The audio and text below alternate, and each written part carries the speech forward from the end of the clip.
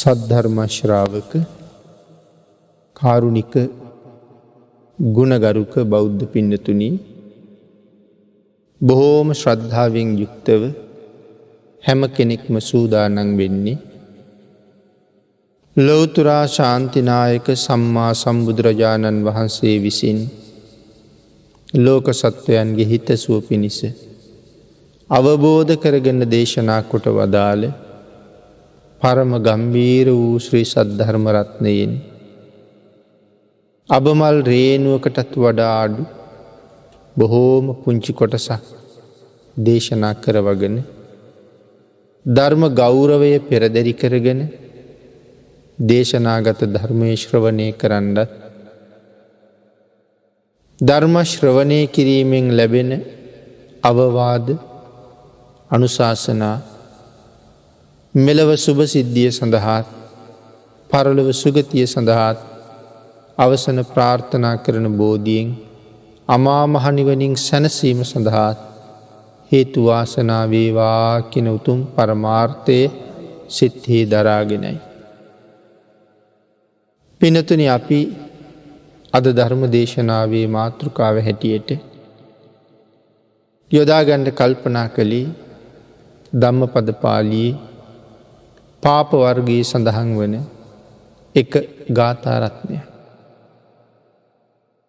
පානිම්හිචේ වනෝ නාස්ස හරෙය්‍ය පානිනා විසං නාබ්බනං විසමන් වේති නත්ති පාපං අකුබ්බතු.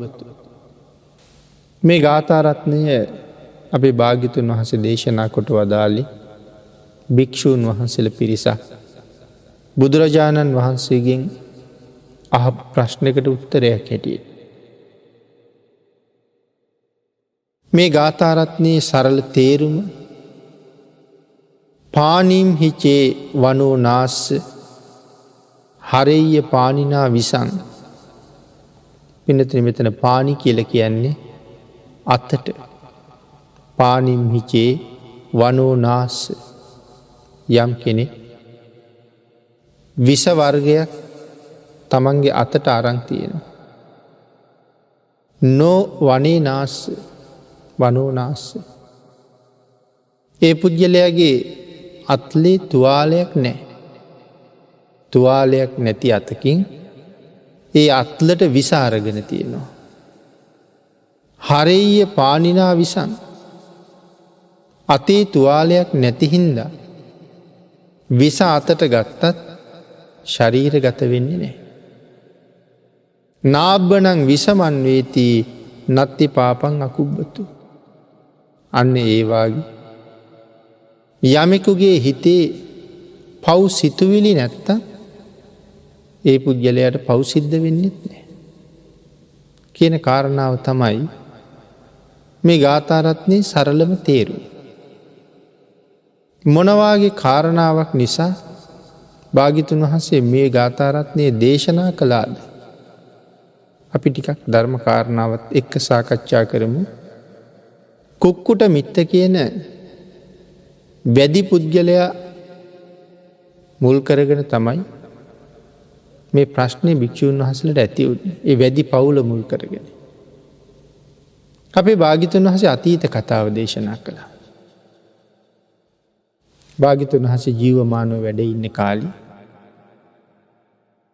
සිටු ගෙදරක එක තරුණ දුවක් තමන්ගේ මාලිගාවේ උඩුමහන් තලාවේ ඇරලා තියෙන කවුලුවකින් විවේකීව පාර දිහා බලාගෙන හිටියා.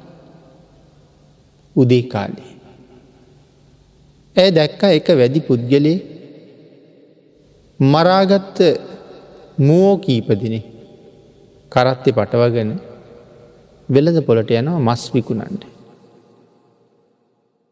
මේ වැදි තරුණයා දැක්ක ගමම්ම අර සිටුදුවට ඔහු පිළිබඳව ලොකු ලෙන්ගතුකමක් ඇති වුණා. ඉක්මනට තමන්ගේ දාසියට කතා කරලා ඇයට කහවණුවක් දීලා සතුටු කරලා අර වැදි තරුණයා ආපහු මේ පාරෙන්ම යන්න එනවද කියලා ඉක්මනට අහලා එන්න කිව්වා. ඇය ගිහිල්ලා ඔහුගෙන් අහපුවාම ඔහු සඳහන් කළා අද මස් වැඩි. රෑවෙනකම්ම විකුණන්ඩ වී. එහෙම වුණොත් රෑට වෙන්නේ නෑ. හැබැයි හෙට උදේම මම ආපහු යනවා මේ පාරෙන් එන්නේ නෑ. මොන පාරින්ද එන්න කියලා අහපුවහම ඔහු යන පාර කීවා. අර සේවිකාව ගිහිල්ලා ඒ කතාව ඒ විදිහටම සිටිදුවට කීවා. සිටුදුව පහුවදා උදේ පාන්දරම නැගිටලා කිලිටු වස්ත්‍ර ඇඳගෙන කලගෙඩියක් උකුලේ තියාගෙන මාලිගාවේ සේවිකාවක් දියට යනවා වගේ මාලිගාවෙන් බැහැර වෙලා යන්න. අර වැඩි තරුණයා ආපහු එනවා කියපු පාරි ඇය බලාගෙන හිටිය. ඔහු එනවා දැක්කහම කලගෙඩිය බිම දාලා ඔහුගේ පස්සෙන් ගිය. මේ තරුණයට තේරුණා මැය මගේ පස්සෙන්මයි එන්නේ කියලා.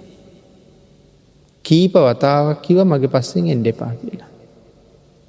ඇය සඳහන් කළා මේ මහ පාරේ මට එන්න එපා කියන්නේ ඔබ කවුද? මම යන්නේ පාරේ. එහෙම කී පස්සෙන් යනවා. නැවත නැවතත් ඔහු එපා කීවා.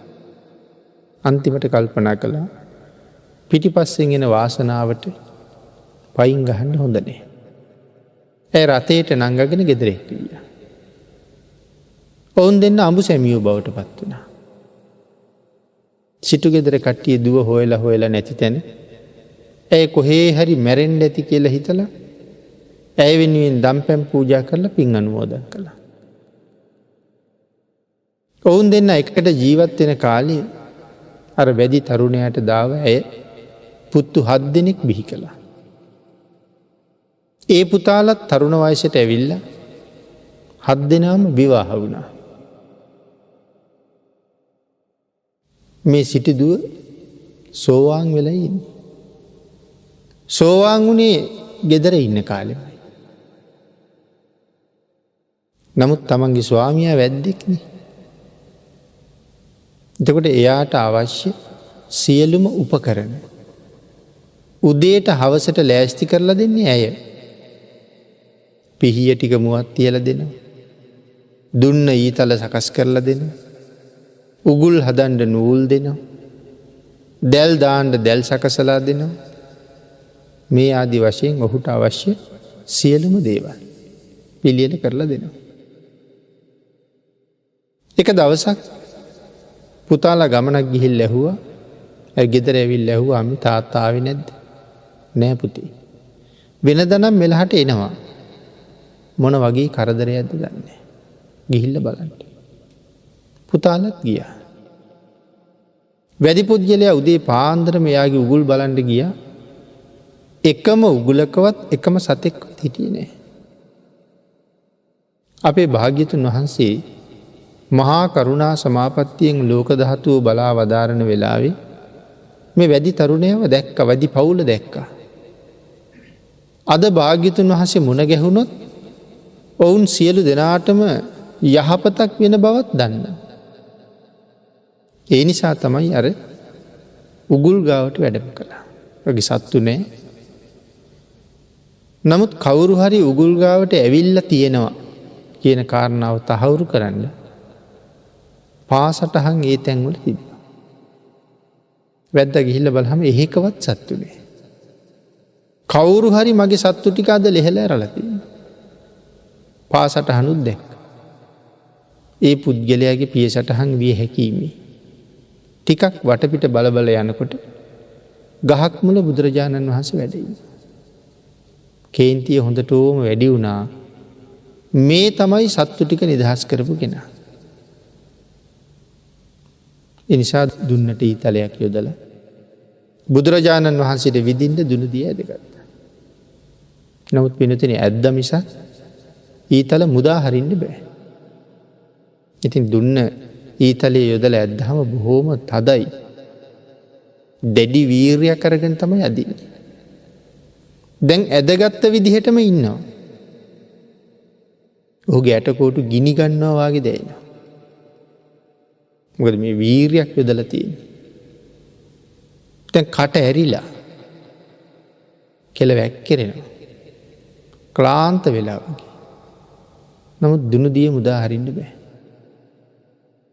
දරුවෝ ඇවිල්ලා අම්මගෙන් ඇහුවහම කීවනේ තාත්තා වෙන තැනන් ඇවිල්ලා. නමුත් තාම ආවේ නැහැ කියලා. ඒගොල්ලෝ දුනු ඊතල අරන් පිටත් වුණා තාත්තා හොයන්න. කැලේ මැදදී තාත්තා කාටදෝ විදින්න දුන්නමානගෙන ඉන්නේ. මේ ඇයි ගිහිල්ලා බැලුවා. 7 දෙනාම දුනු දී ඇදගත්තා. 7 දෙනාටම උනේ තාත්තට වෙච්ච වැඩිමයි. ඊට පස්සේ වැඩි පිරිඳ ලේලිවරුන්ට කතා කරලා කීවා උඹලගේ ස්වාමියොත් තව නැහැ මගේ ස්වාමියාත් නැහැ කරදරයක් මේති යම් බලන්න කියලා. ඔවුනුත් කැලේට ගියා. ඔවුන් දැක්ක හදිසියේම මේ සියලු දෙනාම කාටදෝ විදින්න සැරසෙනවා.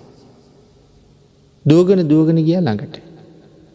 සිටු දුව දැක්කා භාග්‍යතුන් වහන්සේ වැඩ ඉන්නවා. මේ අය විදින්න හදන්නේ භාග්‍යතුන් වහන්සේට.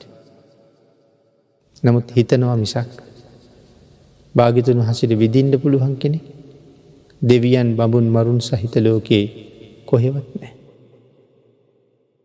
සිද්ධාර්ථ කියන නමින් මහබෝසතාණන් වහන්සේ අන්තිම ආත්මේ ඉපදුනාට පස්සේ ඒ හැම මදුරුවෙකුටවත් විදින්න බෑ කියලා කියන්නේ. ඒ තරම්ම හයියයි දහම සංසාරේ ප්‍රාණඝාතයෙන් වැළකීලා ඉන්නේ.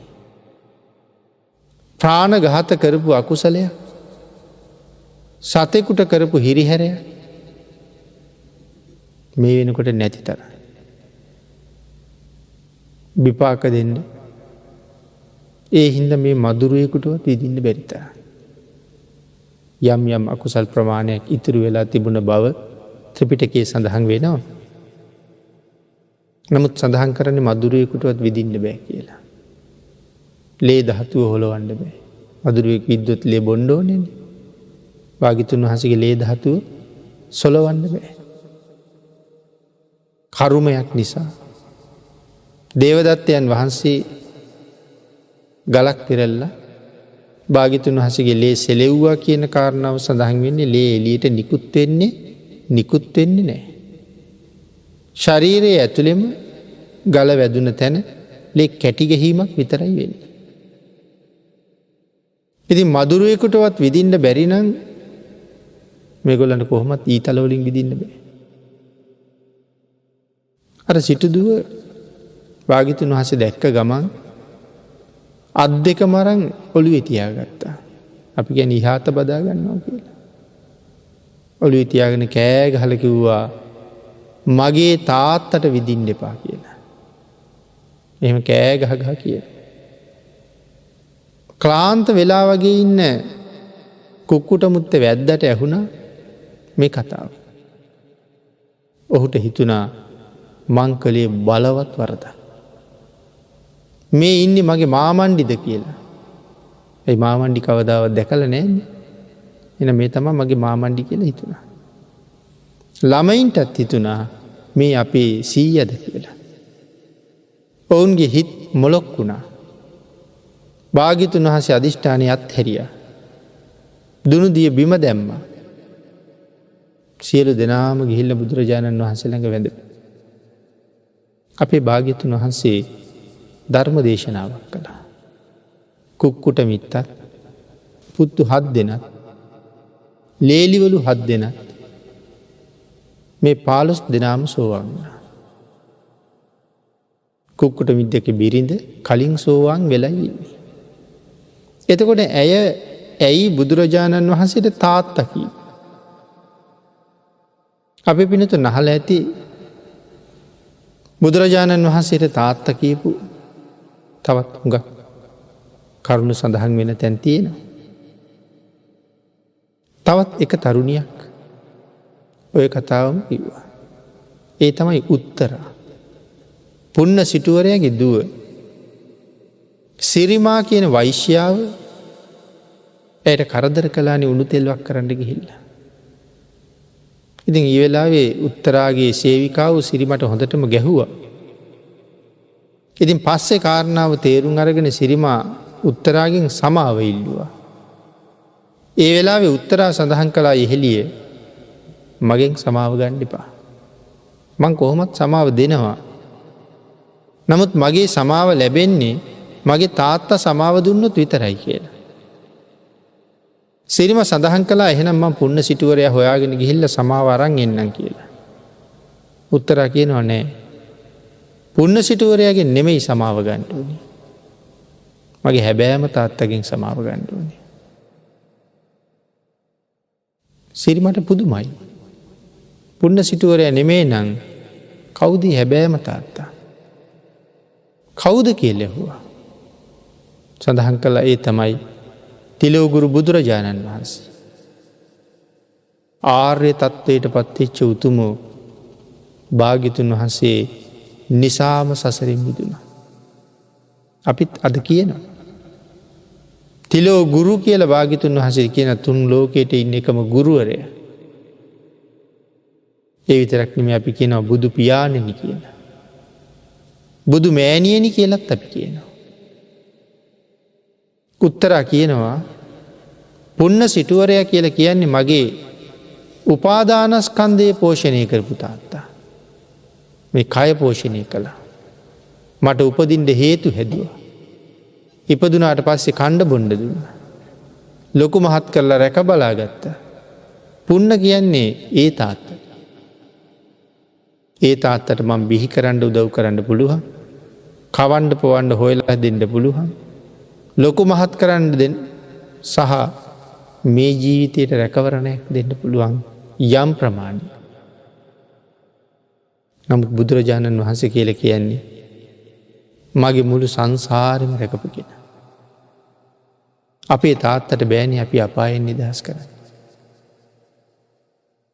නමුත් භාග්‍යතුන් වහන්සේට පුළුවන් අපි අපායෙන් බේරගන්න. ඒ නිසා හැබෑම තාත්තා බුදුරජාණන් වහන්සේ. රහතන් වහන්සේලා හඳුන්වනකොට සඳහන් කළේ භාග්‍යතුන් වහන්සේගේ ලයෙන් උපන් පුත්තු කියලා. ඒ තරම් භාග්‍යතුන් වහන්සේට සමීපයි. ඉතින් ඒ නිසායි මගේ තාත්තා කියලා කියන්නේ. දැන් එතකොට 15 දෙනාම සෝවාන් වෙලා ඉන්නේ. මේ කාරණාව භික්ෂූන් වහන්සේලා දැනගත්තා. මොකද එදා භාග්‍යතුන් වහන්සේ පිණ්ඩපාතේ වළඳලා විහාරයට වඩින්න වෙලා ගියා. ආනන්ද හාමුදුරුවෝ ඇහුවා භාග්‍යතුන් වහන්සේ අද පරක්කුණේ කාට අනුකම්පා පිණිස කොහෙවත් වැඩියද කියලා. භාග්‍යතුන් වහන්සේ සඳහන් කළා කුක්කුට මිත්තට අනුකම්පා කළා කියලා. ඒ කාරණාව භික්ෂූන් වහන්සේලා ළඟටත් ගිහිල්ලා භික්ෂූන් වහන්සේලා උපස්ථාන ශාලාවට රැස් වෙලා සාකච්ඡාවක් කළා. මෙච්චර පව් කරන කුක්කුට මිත්ත කොහොමද සෝවාන් වුනේ? පුතාලත් එහෙමනේ. කොහොමද ඒගොල්ලෝ සෝවාන් වුනේ? එතකොට කුක්කුට මිත්තගේ බිරිඳ සෝවාන් ආර්ය ශ්‍රාවිකාවක් කියලා කියන්නේ.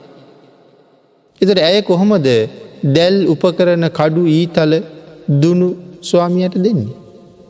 සෝවාන් වෙච්ච අයත් පව් කරනවද? වර්තමානයේ තියෙන ප්‍රශ්නයක් ඔක. සෝවාන් වහන්සේ පව් කරනවද? සෝවාන් වහන්සේ කවදාවත් පන්සිල් උල්ලංඝනය කරන්නේ නැහැ.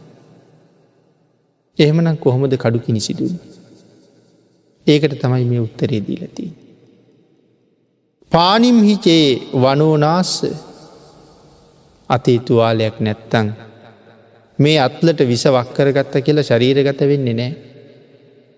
ආන් ඒ වාගේ තමයි හිතේ අකුසල චේතනාවක් නැත්තම් කරන ක්‍රියාවෙන් අකුසලයේ සම්පූර්ණ වෙන්නේ නැහැ. ඇයද මේ උපකරණ තමන්ගේ ස්වාමියාට දෙන්නේ බිරිඳකගෙන් ස්වාමියාට සිද්ධ විය යුතු යුතුයකමක් හැටියට. තමන් ඇතුළු දරුවන් පෝෂණය කරන්න දුකසේ ඔහු හරි හම්බ කරනවා. ඔහු හම්බ කරන ක්‍රමය ඇයට වැඩක් නැහැ. නමුත් යුතුයකම සම්පූර්ණ කරන්න තමන්ගේ කාර්යය කරනවා. පිහිය දෙන්න පුළුවන්. නමුත් පිහියෙන් කරන්න දේ ඇය තීරණය කරන්නේ. මොකද පින්නතුනේ අපිත් කඩේට ගිහිල්ලා කෘමිනාශක මිලට ගන්නවා. කෘමිනාශක ඉහලා අපිට පව් සිද්ධ වෙනවා. එනට කඩේ මුදලාලිට පව් සිද්ධ වෙන්නේ නැහැ. කඩේට ගිහිල්ලා මාළු අල්ලන දැලක් ඉල්ල ගන්නවා. ඒ දැලෙන් මාළු අල්ලහම අපිට පව් සිද්ධ වෙනවා. නමුත් දැලවිකුණපු මුදලාලිට පව් සිද්ධ වෙන්නේ නැහැ නේ. මුදලාලි කරන්නේ වෙළඳාම. ඒ නිසා ඔහු දැල විකුණනවා. මේකෙන් ගිහිල්ලා මාළු අල්ලපන් හොඳට කියලා දෙන්නේ නැහැ අපිට. ඇයත් අවශ්‍ය උපකරණ ටික සකස් කරලා දෙනවා. නමුත් සත්තු මරන්න සත්තු කපන්න පිහිය දුන්න නෙමෙයි. ස්වාමියාට ඕන නිසා පිහිය දෙනවා මිසක් සත්තු මරන්න පිහිය දෙනවා නෙමෙයි. ඉතින් මේ කාරණාව හරි සංකීර්ණයි.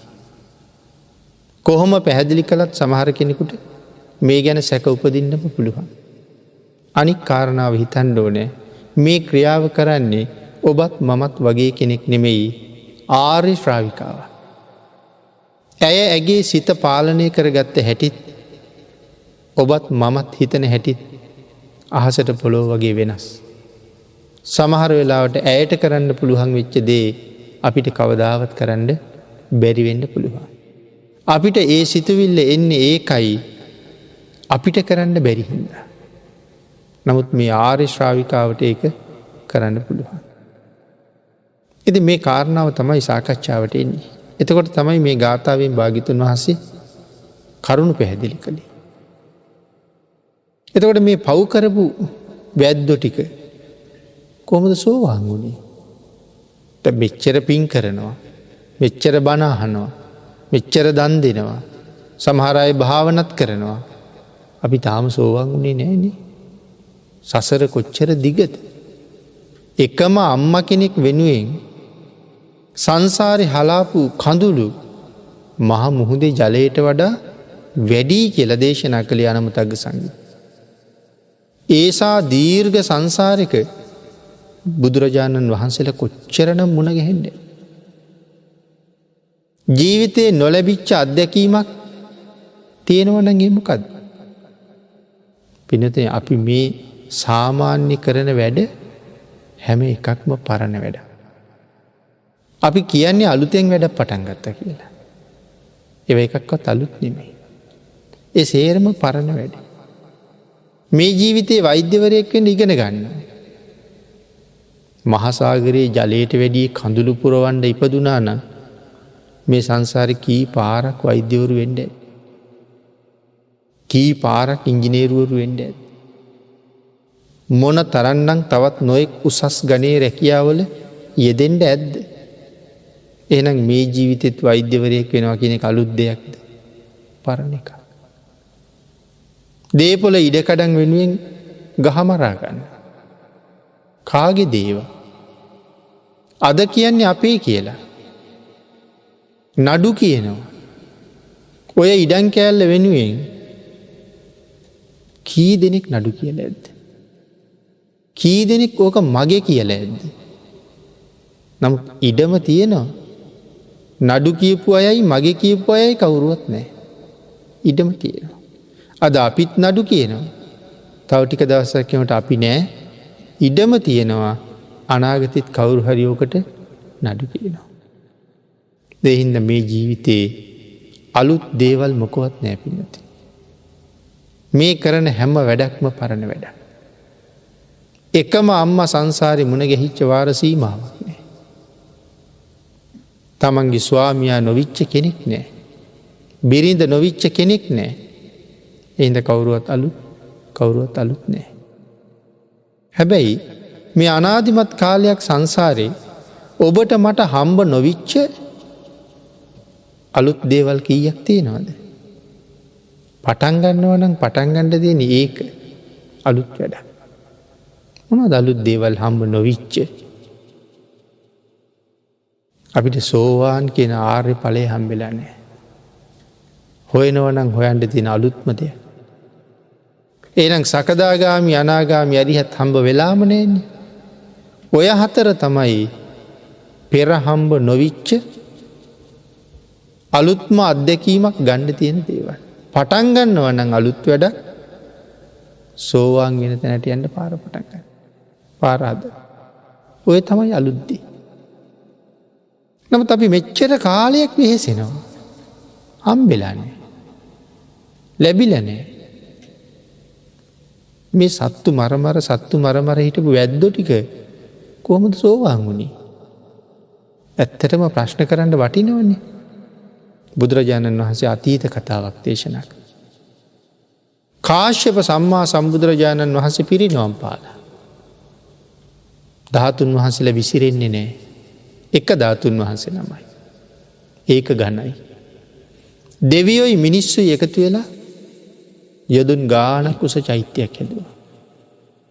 මිනිස්සු සාකච්ඡා කළා මේ චෛත්‍යයේ පස්වල කර්තව්‍ය කවුද කරන්නේ? ඒ කියන්නේ මොනවද චෛත්‍ය බඳින්න ගන්න පස්? පසෙන් කළ යුතු දේ මොකෙන්ද කරන්නේ? පිරිසක් යෝජනා කළා සිරියල් සහ මනෝසීල පසෙන් කළ යුතු දේ කරනවා. ඒ කියන්නේ පස් නෙමෙයි ගන්න. සිරියල් සහ මනෝසීල කියන පාෂාණ. ඒවා අඹරලා කුඩු කරලා සකස් කළා.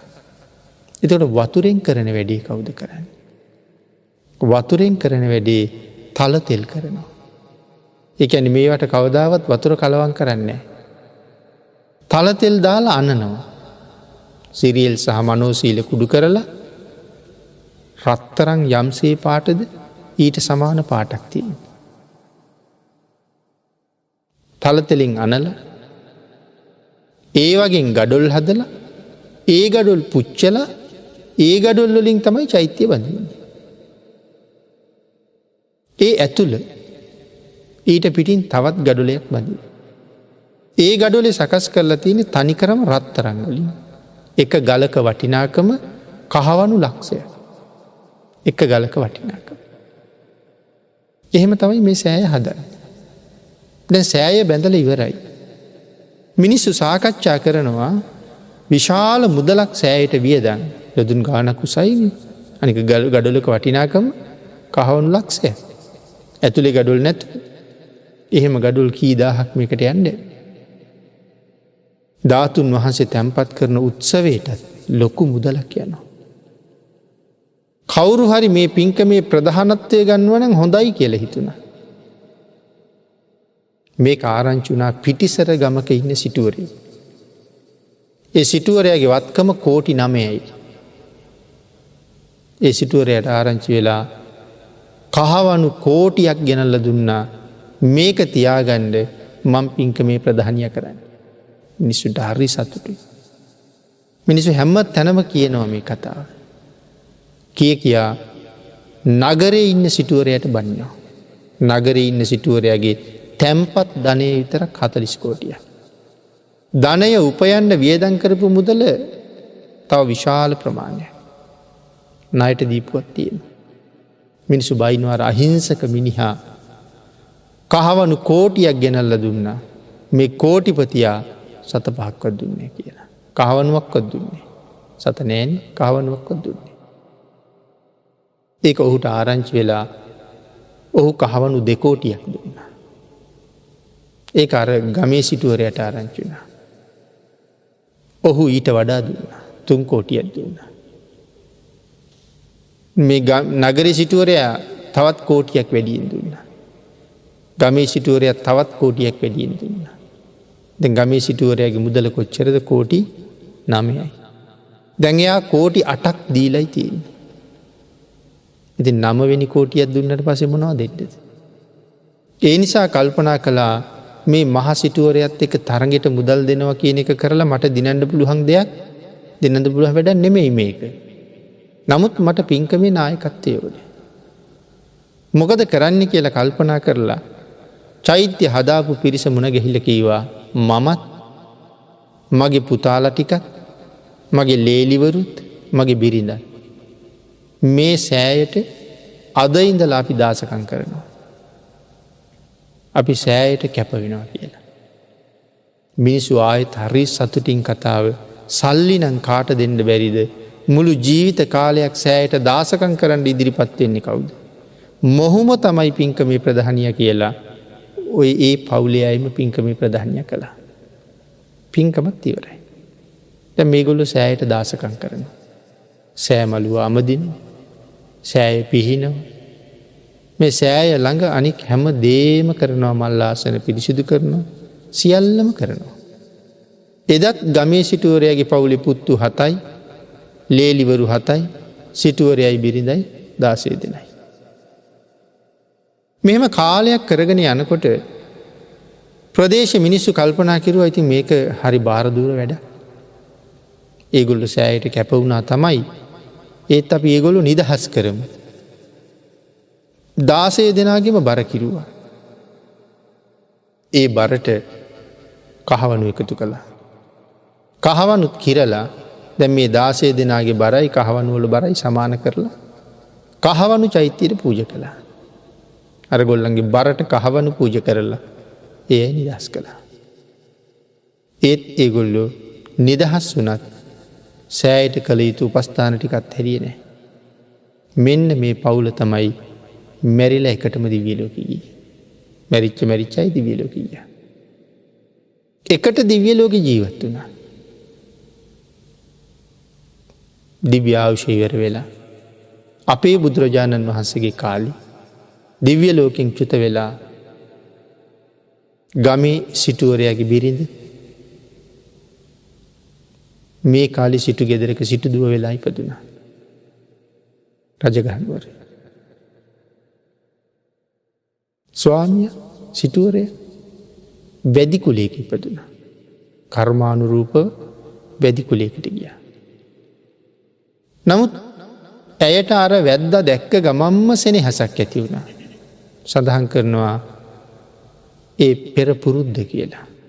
ඒකයි ඒ පාරේ යනවා දැක්ක ගමම්ම සෙනෙහසක් ඇති වුණේ. ඔවුන් දෙදෙනාගේ හමුවීමෙන් පුතාලා 7 දෙනෙක් හම්බුණා. ඒ පුතාලා 7 දෙනා මෙදා ගමේ සිටුවරයාගේ පුතාලා.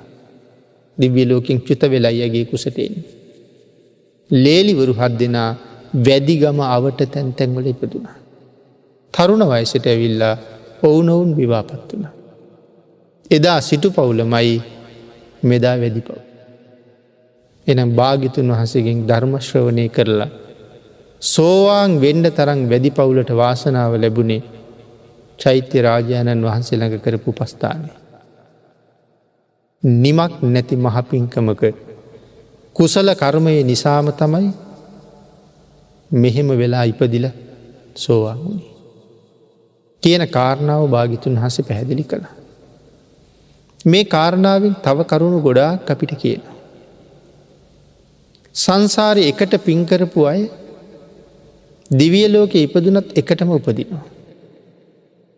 චුත වෙනකොටත් ආයෙ එකටම චුත වෙනවා. මේ කතාව අපිට කියන තව තැනක් තියෙනවා.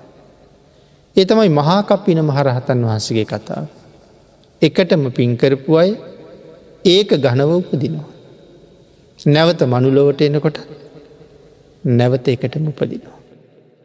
එකට පින් කරපු අය දුරින් හිටියත් පින් කරනකොට හොයාගෙන ඇවිල්ලා එකට එකතු වෙනවා. ඒ සංසාරේ එකට ගියපු පුරුද්ද. සසර කිසියම් කෙනෙක් අඬගහගෙන අපි බොහෝ පින්කම් කළා නම් මේ ජීවිතෙත් පින් කරන්න යනකොට විශේෂයෙන් අපිට ඒ අය ඕන වෙනවා. සමහරලාට පින්කමකට යනකොට හැමෝම එක්ක යන්න බෑ. නමුත් විශේෂ පිරිසක් නම් කරනවා මේගොල්ලෝ නම් එක්ක යන්න ඕනේ. ඒ අද විතරක් නෙමෙයි පෙරත් සංසාරේ එහෙම කරලා තියෙන නිසා. භාග්‍යතුන් වහන්සේ ළඟ කරන උපස්ථානය අපිට සංසාර සුවය වෙනුවෙන් කොච්චර හේතු වෙනවද? චෛත්‍යයක් ළඟ උපස්ථාන කරන එක, වත් පිළිවෙත් කරන එක සසර මොනතරම් සුවපත් කරනවද? වර්තමානයේ නම් ඉන්නවා ආමිෂ පූජා කරන්න එපා. ඒවා බොරු වැඩ. ඒවගෙන් පළක් නැහැ. භාග්‍යතුන් වහන්සේ එහෙම දේශනා කරලා නැහැ. නොඑක් විවේචන කරන අය වර්තමාන සමාජයේ බුදුරජාණන් වහන්සේගේ ධර්මය යම් ප්‍රමාණයකටවත් අහලා නැති අය. මේ ත්‍රිපිටකයෙන් පිටු 2-3ක්වත් කියවලා නැති අය වෙන්නේ. භාග්‍යතුන් වහන්සේ කොතනවත් ආමිෂ පූජාව එපා කීවද? චෛත්‍යයට බෝධියට වඳින්න එපා නම් ඇයි ආනන්ද ස්වාමීන් වහන්සේ ගිහිල්ලා ඇහුවනි ස්වාමීනි භාග්‍යතුන් වහන්සේ ජේතවනාරාමේ නැති වෙලාවට බුදුන් වඳින්න එන මිනිස්සුන්ගේ හිතේ කනස්සල්ල තුරන් කරලා බුදුරජාණන් වහන්සේ වෙනුවෙන් වැඳලා යන්න පූජාවස්තුවක් නැද්ද කිය. ඒ වෙලාවෙනි දේශනා කළේ ආනන්ද. විජයශ්‍රී ජයශ්‍රී මහා බෝධිරාජාණන් වහන්සේගේ දක්ෂිණ ශාඛාව ගෙනලා රෝපණය කරන්න මං වෙනුවෙන් කියලා. එනම් බෝධිය වඳින්න කවුද දේශනා කළේ? භාග්‍යතුන් වහන්සේමයි. බෝධියට වඳින්න ඒක භාග්‍යතුන් වහන්සේට වැඳ හා සමානයි කිය. අපේ ශාසනය මුලින්ම රහත් වෙච්ච කොණ්ඩඤ්ඤ තාපසතුමා පිරිනිවන් පෑවහම ආදාහනය කරලා 13 වහන්සේලා ටික රහතන් වහන්සේලා ගෙනල්ලා කෙලින්ම තැන්පත් කරන්නේ භාග්‍යතුන් වහන්සේගේ ශ්‍රී හස්ත ධාතුව. අපේ බුදුරජාණන් වහන්සේ ඒ ධාතුන් වහන්සේලා තැන්පත් කරලා අධිෂ්ඨාන බලයෙන් චෛත්‍යයක් නිර්මාණය කළා. මහ පොළොව පලාගෙන නැගිච්ච චෛත්‍යයේ ඒ ධාතුන් වහන්සේලා තැන්පත් කළා. රහතන් වහන්සේලා ආදාහනය කරවපු තැන්වලදී භාග්‍යතුන් වහන්සේ දේශනා කරලා තියෙනවා මහණෙනි මේ ධාතුන් වහන්සේලා චෛත්‍යයක් හදලා තැන්පත් කරලා වන්දනාමාන කරන්න සුදුසුයි කියලා. මහා ප්‍රජාපති ගෝතමින් වහන්සේගේ දේහය ආදාහනය කරලත් ධාතුන් වහන්සේලා භාග්‍යතුන් වහන්සේ භික්ෂූන් වහන්සේලා අතට දීලා දේශනා කළේ එහිමමයි. මහණෙනි චෛත්‍යයක් හදලා තැන්පත් කරන්න වන්දනාමාන කරන්න වටිනවා. එතකොට භාග්‍යතුන් වහන්සේම නේද අනුදැන වදාරලා තියෙන්නේ. එහෙමනම් මේ චෛත්‍ය ළඟ කරන උපස්ථානය අපේ සසර මොනතරම් සුවපත් කරයිද? අපේ ශාසනයේ ඉන්නවා පුලිනතූපීය මහරහතන් වහන්සේ. අබුද්ධෝත්පාද කාලයක ඉපදිච්ච මහ ඍෂිවරයෙක්. ශිෂ්‍යයෝ ඉන්නවා දහස් ගණන්. මේ ශිෂ්‍යයෝ ඔක්කොම මේ ඍෂිවරයාට වඳිනවා. මේ ඍෂිවරයා කල්පනා කරනවා මේ ඔක්කොම මට වඳිනවා. මේ ලෝකේ මං විසින් වඳින්නේ කාටද කියලා. මගෙන් වැඳුම් ලබන්න කෙනෙක් නැද්ද කියලා. අබුද්ධෝත්පාද කාලයක නමුත් භාග්‍යතුන් වහන්සේ සිහිපත් වෙනවා.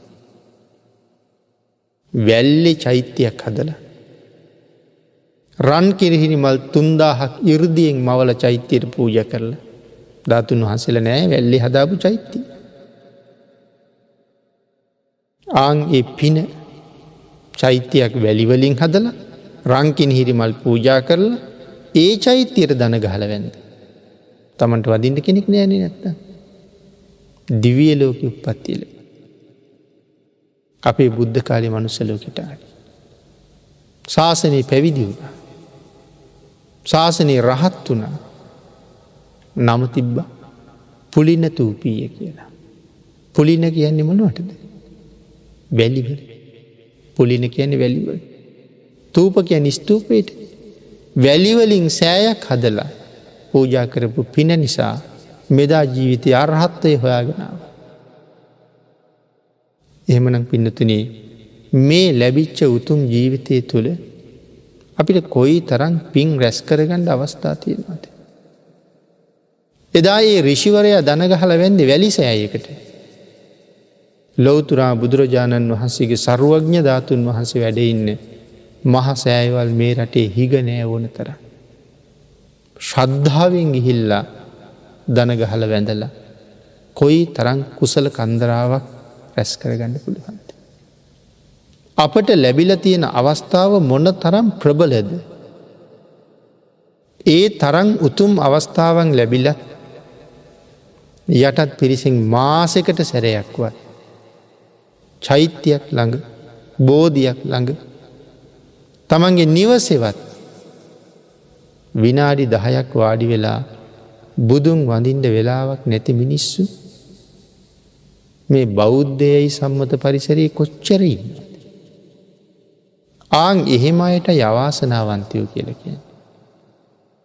වාසනාව අරගෙන ඉපදිලා තියෙනවා ප්‍රයෝජනෙ ගන්න තරම් පිනක් නැහැ. එහෙම හිතක් පහළ වෙන්නේ.